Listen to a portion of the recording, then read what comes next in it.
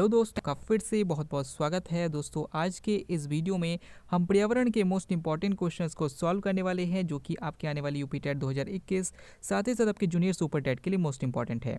दोस्तों इस वीडियो में मैंने सारे क्वेश्चन सेलेक्टेड लिए हैं जो कि आपके सिलेबस पर बेस्ड होंगे, साथ ही साथ आपके प्रीवियस ईयर क्वेश्चन पर बेस्ड होंगे। तो वीडियो को ध्यान से देखिएगा और वीडियो क्लास में मुझे जरूर बताइएगा कि आज के इस वीडियो में आपके कितने क्वेश्चन सही हुए। तो बिना देरी करते चलिए शुरू करते हैं सबसे पहले क्वेश्चन से। सबसे पहला क्वेश्चन आपके सामने है, मानस पशु विहार किस राज्य में स्थित है? ऑप्शन आपके सामने है राजस्थान, असम, झारखंड या फिर छत्तीसगढ़। इसका सही आंसर है ऑप्शन बी, असम। दोस्तों मानस पशु विहार जो कि असम में है, लेकिन अगर आपसे यहाँ पर क्वेश्चन पूछा जाता है सबसे अधिक जंगली भैंसे किस राष्ट्रीय उद्यान में पाए जाते हैं, तो याद रखिएगा मानस राष्ट्रीय उद्यान में पाए जाते हैं।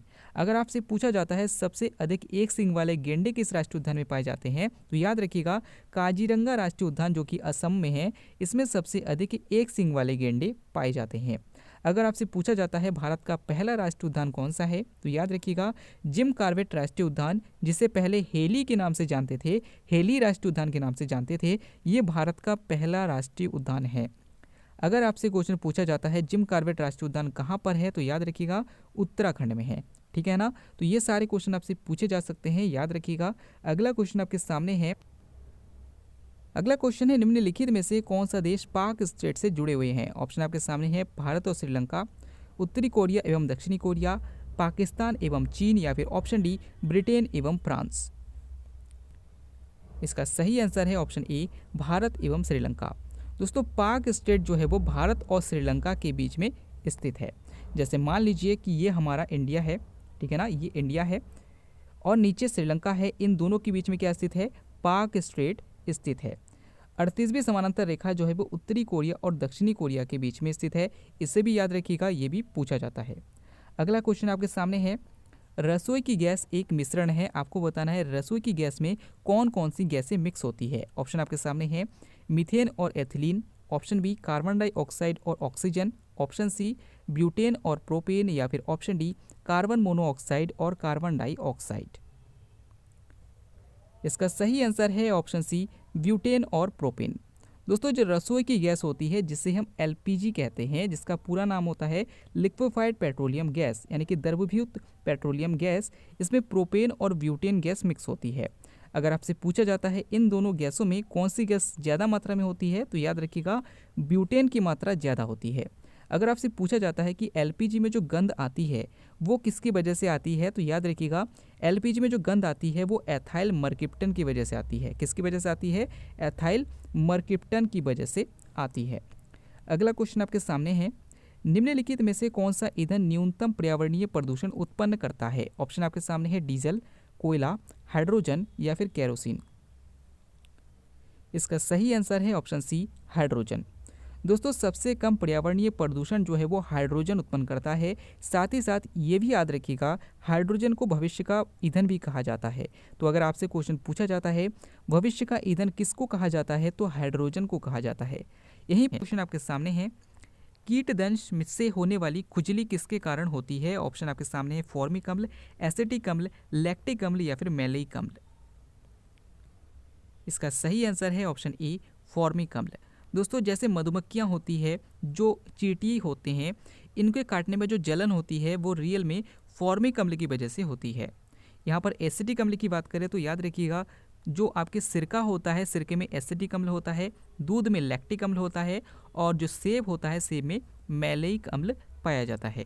अगला क्वेश्चन आपके सामने है, मानव रक्त का पीएच मान साधारणतः कितना होता है? ऑप्शन आपके सामने है 4.5 से 5.5, ऑप्शन बी 5.5 से 6.5, ऑप्शन सी 7.5 से 8 या फिर ऑप्शन डी 8.5 से 9। इसका सही आंसर है ऑप्शन सी 7.5 से 8। दोस्तों पीएच का फुल फॉर्म क्या होता है, तो इसका फुल फॉर्म होता है पोटेंशियल ऑफ हाइड्रोजन। याद रखिएगा कोई भी पदार्थ है अगर उसका पीएच मान 7 से कम है इसका मतलब वो अम्लीय है, और 7 से ज़्यादा है इसका मतलब वो क्षारीय है, और अगर किसी पदार्थ का पीएच मान 7 है इसका मतलब वो उदासीन है। तो यहाँ पर पूछा गया है कि भाई मानव रक्त का पीएच मान कितना होता है? 7.5 से 5 से 8.0 होता है। अगर आपके सामने ऑप्शन 4 होता है तो आप इसका भी आंसर कर सकते हैं। अगर आपसे पूछा जाता है जल का पीएच मान कितना होता है तो 7 होता है, और अगर आपसे पूछा जाता है नमक का पीएच मान कितना होता है तो 7 होता है। यहाँ पर पर्यावरण में आपसे एक क्वेश्चन और पूछा जा सकता है कि भाई कितने पीएच मान से कम पीएच मान की वर्षा होने पर हम उसे अम्लीय वर्षा कहते हैं। तो याद रखिएगा 5.6 पीएच मान से कम पीएच मान की अगर वर्षा होती है तो उसे हम अम्लीय वर्षा कहते हैं। अगला क्वेश्चन आपके सामने है, पेंसिल का लेड किसका बना होता है? ऑप्शन आपके सामने है graphite, option B charcoal, option C lamp black या फिर ऑप्शन डी कोयला। इसका सही आंसर होगा ऑप्शन ए ग्रेफाइट। दोस्तों जो पेंसिल होती है, पेंसिल के ऊपर जो नोक होती है वो लेड, जो लेड कहलाती है उसे हम कहते हैं कि भाई ये ग्रेफाइट की बनी होती है, ठीक है ना। लेकिन यहाँ पर एक फैक्ट और ध्यान रखिएगा कि जो ग्रेफाइट है एक अधातु होती है। आपको पता है धातु होते हैं और अधातु होते हैं। धातुओं में विद्युत का चालन होता है लेकिन अधातुओं में विद्युत का चालन नहीं होता है। लेकिन ग्रेफाइट एकमात्र ऐसी अधातु है जिसमें विद्युत का चालन होता है। तो अगर आपसे क्वेश्चन पूछा जाता है कि भाई ऐसी कौन सी अधातु है जिसमें विद्युत का चालन होता है, तो इसका आंसर हो जाएगा ग्रेफाइट। अगला क्वेश्चन आपके सामने है, मनुष्य के बालों में कौन सा प्रोटीन मौजूद होता है? ऑप्शन आपके सामने है मायोसिन, ओसिन, काइटिन या फिर कीरेटिन। इसका सही आंसर है ऑप्शन डी कीरेटिन। दोस्तों मनुष्य के बालों में और मनुष्य के नाखून में कीरेटिन प्रोटीन होती है। मनुष्य के मांसपेशियों में मायोसिन प्रोटीन होता है और मनुष्य की हड्डियों में ओसिन प्रोटीन होता है। तो ये क्वेश्चन भी आपसे पूछा जा सकता है, याद रखिएगा। अगला क्वेश्चन आपके सामने है, वर्तमान में सर्वोच्च न्यायालय में न्यायाधीशों की संख्या कितनी होती है? ऑप्शन आपके सामने है 34, 31, 28 या फिर 8। इसका सही आंसर हो जाएगा ऑप्शन ए 34। दोस्तों वर्तमान में सर्वोच्च न्यायालय यानी कि सुप्रीम कोर्ट में न्यायाधीशों की संख्या 34 होती है। 2019 से पहले आप इसका आंसर 31 करते थे, लेकिन अब ये चेंज हो गया है। इसका सही आंसर हो जाएगा 34। अगर आपसे पूछा जाता है सर्वोच्च न्यायालय के मुख्य न्यायाधीश को शपथ कौन दिलाता है, तो याद रखिएगा राष्ट्रपति दिलाता है। अगर आपसे पूछा जाता है राष्ट्रपति को शपथ कौन दिलाता है, तो सर्वोच्च न्यायालय का मुख्य न्यायाधीश दिलाता है। अगर आपसे पूछा जाता है वर्तमान में सर्वोच्च न्यायालय के मुख्य न्यायाधीश कौन है, तो याद रखिएगा शरद अरविंद बोबड़े है। कौन है? शरद अरविंद बोबड़े। अगला क्वेश्चन आपके सामने है, प्रवासी भारतीय दिवस किस दिन मनाया जाता है? ऑप्शन आपके सामने है 12 जनवरी, 24 जनवरी, 9 जनवरी या फिर 4 फरवरी। इसका सही आंसर हो जाएगा ऑप्शन सी 9 जनवरी। दोस्तों 9 जनवरी 1915 को गांधी जी 21 साल बाद साउथ अफ्रीका से भारत लौटे थे, इसीलिए हम 9 जनवरी को प्रवासी भारतीय दिवस मनाते हैं। 12 जनवरी को हम राष्ट्रीय युवा दिवस मनाते हैं, 24 जनवरी को राष्ट्रीय बालिका दिवस या फिर उत्तर प्रदेश दिवस मनाते हैं, और 4 फरवरी को हम विश्व कैंसर दिवस मनाते हैं।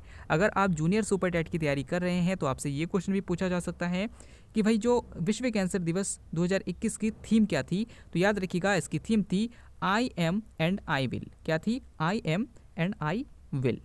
तो ये क्वेश्चन भी आपसे पूछा जा सकता है, याद रखिएगा। अगला क्वेश्चन आपके सामने है, विश्व की सबसे लंबी पर्वत श्रृंखला कौन सी है? ऑप्शन आपके सामने है हिमालय, रॉकी, एंडीज या फिर अराकानियोमा। इसका सही आंसर है ऑप्शन सी एंडीज। दोस्तों विश्व की सबसे लंबी पर्वत श्रृंखला जो है वो एंडीज है। अगर आपसे पूछा जाता है विश्व की सबसे ऊंची चोटी कौन सी है, तो याद रखिएगा वो है माउंट एवरेस्ट। तो सबसे लंबी पर्वत श्रृंखला पूछा है, ना कि सबसे ऊंची चोटी, तो इसका आंसर हो जाएगा एंडीज। हिमालय पर्वत श्रृंखला जो है वो एशिया की सबसे लंबी पर्वत श्रृंखला है। एंडीज जो है वो दक्षिणी अमेरिका में स्थित है, जो कि विश्व की सबसे लंबी पर्वत श्रृंखला है।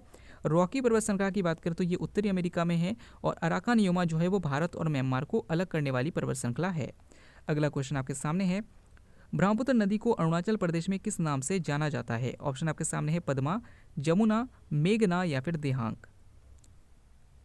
इसका सही आंसर हो जाएगा ऑप्शन डी देहांग। दोस्तों मान लीजिए कि हमारे सामने इंडिया का मैप है। जैसे मान लीजिए कि हमारे सामने इंडिया का मैप है और यहाँ पे मानसरोवर झील तिब्बत से ब्रह्मपुत्र नदी का उद्गम होता है। यहाँ से होने के बाद जब ये जाती है अरुणाचल प्रदेश में तो इसे देहांग के नाम से जाना जाता है, और यहाँ से जब ये बांग्लादेश में प्रवेश करती है तो इसे हम जमुना के नाम से जानते हैं। तो ये क्वेश्चन आपसे पूछा गया है कि भाई अरुणाचल प्रदेश में किस नाम से जाना जाता है, तो देहांग के नाम से जाना जाता है।